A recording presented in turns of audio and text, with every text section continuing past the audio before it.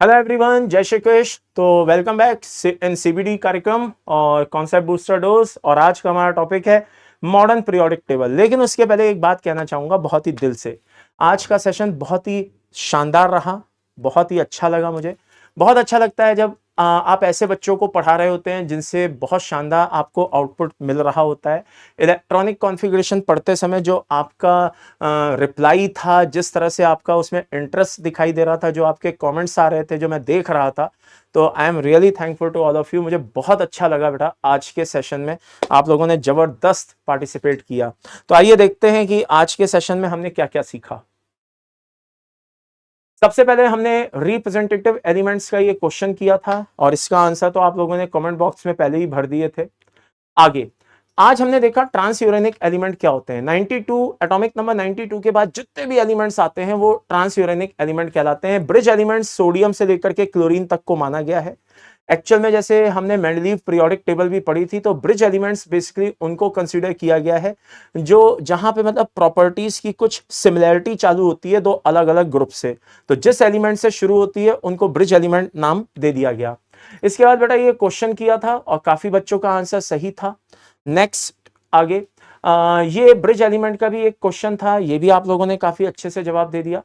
अब बात आती है एटॉमिसिटी की। एटॉमिसिटी का मतलब होता है टोटल नंबर ऑफ एलिमेंट्स एक मॉलिक्यूल को बनाने में कितने इन्वॉल्व है। तो जैसे हाइड्रोजन का 2 है, नाइट्रोजन का, ऑक्सीजन का, हेलोजन का, सबकी एटॉमिसिटी 2 है। फास्फोरस, आर्सेनिक, एंटीमनी आप देख सकते हैं 4 है। सल्फर, सेलेनियम, टेलुरियम 8 है। लेकिन कुछ मोनो एटॉमिक भी होते हैं। नोबल गैसेस भी मोनो एटॉमिक कैटेगरी में आती हैं। और जैसे बोरोन का एक एलोट्रॉप है वो B12 में भी पाया जाता है, यानी कि उस कंडीशन में उसकी एटॉमिसिटी आप 12 भी कह सकते हैं। वैसे बोरोन मोनो एटॉमिक कंसीडर किया जाता है।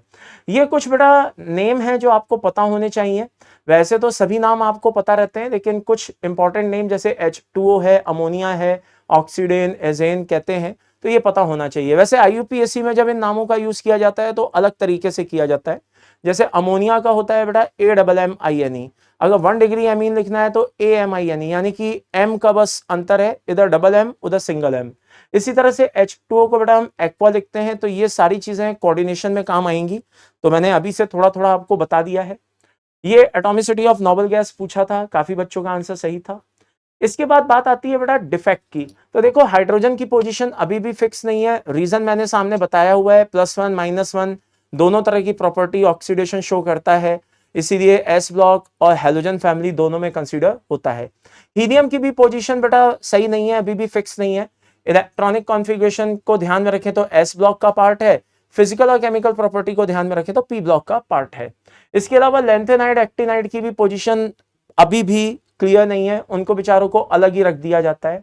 ये क्वेश्चन था बेटा जो आप लोगों ने बढ़िया से अच्छे से किया। ये भी क्वेश्चन बढ़िया है, ठीक है, इसको एक बार देख लीजिएगा। ये डायगोनल रिलेशनशिप पर बेस्ड क्वेश्चन है। अब बात आती है नॉमेनक्लेचर की। नॉमेनक्लेचर में अगर आप ध्यान से देखें तो भाई मेरे जैसे वो एलिमेंट्स जिनका एटॉमिक नंबर 100 से ऊपर है, तो कई बार दिक्कतें आई कि एक ही एलिमेंट पे एक से ज्यादा साइंटिस्ट ने क्या किया, क्लेम किया कि ये मैंने दिया। तो भाई कई एलिमेंट्स ऐसे थे जिनका नेम अभी क्लियर नहीं था। तो IUPAC ने क्या किया कि किसी भी कंट्रोवर्सी से बचने के लिए अपना ही एक IUPAC नॉमेनक्लेचर दे दिया। अब जैसे 0 को आप निल, 1 को उन, 2 को बाई, इस तरह से इन सब डिजिट को ऐसे ऐसे रिप्रेजेंट करते हो। तो रूल कहता है कि पहले तो जो भी नंबर है वो लिख लो और उसके नाम के एंड में ईएम को एज ए सफिक्स लगा दो। तो जैसे 101 है तो उन, निल, उनियम हो गया। तो इसके ऊपर बेस कुछ मैंने आपके सामने ये नाम रखे हैं, नेम ऑफ एलिमेंट्स। एक बार इनको अच्छे से देख लेना, ठीक है ना। 101 से लेकर के 1010 तक के रखे हैं। हालांकि इनके ये जो एलिमेंटल नेम है ये कम ही काम में आते हैं, लेकिन प्रिकॉशनरी मैंने दे दिया है, उसके सिंबल भी दे दिए हैं कि कभी अगर कोई एलिमेंट ऐसा फंस जाए तो आप उसका रिप्लाई दे सकें।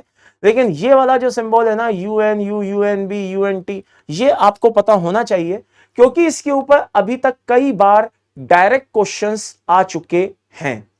ये मैंने एक आपके प्रैक्टिस के लिए क्वेश्चन दिया है बेटा कि बताइए किस एलिमेंट को किस नेम से जाना जाता है, तो ये आपको पता होना चाहिए। आगे बात आती है इलेक्ट्रॉनिक कॉन्फ़िगरेशन की। ये बहुत ही इंपॉर्टेंट टॉपिक रहा आज का हमारा। देखिए इलेक्ट्रॉनिक कॉन्फ़िगरेशन में दो बातें होती हैं। पहली, कि एक तो किसी भी एलिमेंट का इलेक्ट्रॉनिक कॉन्फ़िगरेशन क्या होता है, दूसरा उसमें एक्सेप्शन क्या होता है। तो जैसे एस ब्लॉक की बात करें, इसमें दो ग्रुप होते हैं और एक फर्स्ट ए होता है, एक सेकंड ए होता है, और ये उनके इलेक्ट्रॉनिक कॉन्फ़िगरेशन है NS1 NS2। और सबसे अच्छी बात है कि इसमें कोई एक्सेप्शन नहीं होता। दूसरा जस्ट सेकंड, दूसरा क्या है बेटा, पी ब्लॉक है और इसमें 6 ग्रुप होते हैं और ये उनके इलेक्ट्रॉनिक कॉन्फ़िगरेशन है। और ये कॉन्फ़िगरेशन में जो आपको नंबर ऑफ इलेक्ट्रॉन्स दिखाई दे रहे हैं, ये उनके वैलेंस शेल इलेक्ट्रॉन भी कंसीडर होते हैं। इसके बाद डी ब्लॉक में आता है बेटा, ग्रुप 10 है और ये उसका एक वैलेंस शेल कॉन्फ़िगरेशन है, जनरल कॉन्फ़िगरेशन है। अब आपको देखना है कि फर्स्ट ट्रांजिशन सीरीज का वैलेंस शेल या उसका जनरल इलेक्ट्रॉनिक कॉन्फ़िगरेशन क्या होगा। तो बेटा उसमें n की वैल्यू अगर 4 रखेंगे तो वो 3d और 4s रहेगा। ओके, 5 रखेंगे तो ये रहेगा, 6 है तो ये रहेगा, 7 है तो ये रहेगा। अब इसके बाद बात हमने की कि भाई एक्सेप्शंस को इसमें कैसे फाइंड आउट किया जाए। तो पहले भाई एक्सेप्शन को कैसे फाइंड आउट करें, तो उसके लिए आपको एक जनरल इलेक्ट्रॉनिक कॉन्फ़िगरेशन आना चाहिए। तो हमने क्या किया, एक ट्रिक बना ली। ट्रिक क्या बनाई कि मान लो जैसे कोबाल्ट है, आयरन है ना, इनके एटॉमिक नंबर आपको दिख ही रहे हैं, 27, 26, 28। इन नंबर्स को क्या करिए, आप फ्लिप कर दीजिए। तो फ्लिप करने से आपको वैलेंस शेल का कॉन्फ़िगरेशन बड़ी आसानी से बनता हुआ दिखाई देगा। तो ध्यान रखना भाई, ये एक्सेप्शन पे एप्लीकेबल नहीं है क्योंकि ये आरबीसी है, बोले तो रैंक बचाओ कंसेप्ट, यानी कि ट्रिक है, और ट्रिक सब पे एप्लीकेबल हो ये जरूरी नहीं है। तो इसके बाद मैंने आपको एक इलेक्ट्रॉनिक कॉन्फ़िगरेशन की पूरी आपको लिस्ट प्रोवाइड की है कि जैसे एस ब्लॉक में कोई एक्सेप्शन नहीं है, पी में कोई एक्सेप्शन नहीं है। लेकिन आज तक जैसे बहुत से बच्चे होंगे जो जानते होंगे कि फर्स्ट ट्रांजिशन में 24, 29 होता है, लेकिन भाई what about second, third, fourth, उनमें क्या होता है। तो इसको अपन ने इस तरह से सीक्वेंस वाइज समझने की कोशिश की है। ये लेंथेनाइड में ये एक्सेप्शन होते हैं, ये समझने की कोशिश की है। ये वर्क कैसे करते हैं, कैसे फाइंड आउट किया जाए, उसका मैंने एक तरीका बताया है। जैसे मान लो वेनेडियम के बाद नियोबियम नीचे आता है और इसमें एक्सेप्शन है, तो इसको दिमाग में बैठाने का सिंपल तरीका बताया कि आप क्या करिए, s ऑर्बिटल से एक इलेक्ट्रॉन निकाल करके 3d ऑर्बिटल में डाल दीजिए। तो s ऑर्बिटल से जब आप एक इलेक्ट्रॉन 3d ऑर्बिटल में डाल देंगे तो आपको ये वाला कॉन्फ़िगरेशन बनता हुआ नजर आएगा, 4d4 5s1। तो आप एक तरह से मतलब ऊपर वाली जो फर्स्ट ट्रांजिशन सीरीज है, अगर आपको उसका वैलेंस शेल कॉन्फ़िगरेशन पता है तो नीचे जो एक्सेप्शन है उनको दिमाग में बैठाना बड़ा आसान हो जाएगा। अब जैसे मान लो क्रोमियम है बेटा, तो क्रोमियम का तो आपको पता ही है ना कि क्रोमियम तो खुद ही एक्सेप्शन है, तो उसके नीचे वाला भी एक्सेप्शन ही होगा और वो सेम वही फॉर्मेट होगा जो क्रोमियम का है। अब मैग्नीज के नीचे जो होता है उसमें कोई एक्सेप्शन नहीं है। अब आयरन को देखिए, 3d6 4s2 है। अब आप s का एक इलेक्ट्रॉन उठा के d में डाल दीजिए तो वही कॉन्फ़िगरेशन आपको रूथेनियम का दिखाई दे जाएगा, एक्सेप्शन कहलाएगा। ऐसे ही आप रोडियम का करिए, तो 41 से लेके 47 तक जितने भी एलिमेंट्स हैं आप उनका एक्सेप्शन इस तरह से देख सकते हैं, दिमाग में बैठा सकते हैं। लेंथेनाइड सीरीज का बड़ा सीधा सा काम है कि अगर लेंथेनाइड सीरीज पहचाननी है तो 58 से 71 ये तो एटॉमिक नंबर होगा और 4f होगा, 5d होगा और 6s होगा। और यहां पे ध्यान देने वाली बात है कि अगर 5d में इलेक्ट्रॉन आ रहा है तो मान करके चलना बेटा कि उसमें एक्सेप्शन आ रहा है। इसी तरह से एक्टिनाइड सीरीज में भी ध्यान रखिएगा, 5f भी होगा, 6d भी होगा, 7s भी होगा। लेकिन अगर 6d में इलेक्ट्रॉन आ रहा है तो मान करके चलिएगा कि उसमें एक्सेप्शन आ रहा है। ये मैंने आपको इलेक्ट्रॉनिक कॉन्फ़िगरेशन के साथ एक्सेप्शन की एक लिस्ट दी है बेटा, इनको वॉच करिएगा, देखिएगा जहां आपको जरूरत पड़े।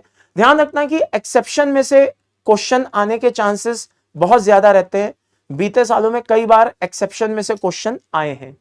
ये पीरियोडिक टेबल में मैंने लोकेशन बताने की कोशिश की है कि कहां पे कौन सा एलिमेंट एक्सेप्शनल केस है। कहते हैं ना, जो चीज अपन देखते हैं वो मेमोराइज हो जाती है, तो ये उसी वजह से मैंने एक मेमोराइज करने के लिए टेबल बनाई है ताकि आपको एक लमसम आइडिया रहे कि हाँ यार यहाँ एक्सेप्शन देखने को मिलते हैं। ये वैलेंस शेल में इलेक्ट्रॉन्स कितने होते हैं, एक उनका मैंने जनरल आइडिया दिया है और ये क्वेश्चन मैंने आपके लिए छोड़ दिया है। ये क्वेश्चन आप करेंगे अगले टर्न पे, जब हमारी मुलाकात होगी तो हम इस क्वेश्चन से शुरुआत करेंगे। तो thank you very much, love you all, God bless you.